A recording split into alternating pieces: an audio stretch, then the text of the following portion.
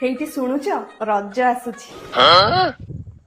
ହଁ କ'ଣ ଦୋଳିରେ ବସି ଝୁଲେଇଥାନ୍ତି?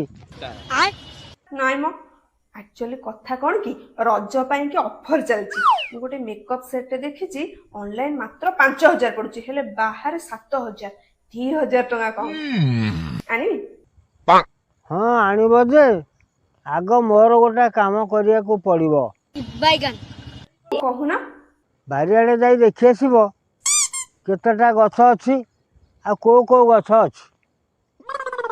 ହଉ ଠିକ ଅଛି। A few minutes later. ବାରିପଟେ ଟୋଟାଲ 5ଟା ଗଛ, 3ଟା ନଡିଆ ଗଛ, 2ଟା ଆମ୍ବ ଗଛ। ଟଙ୍କା ଗଛ ପାଇଲନି?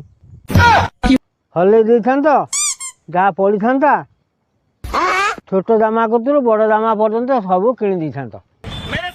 ଯାଉଛି ନା ଶାଳି ବଦମାସି।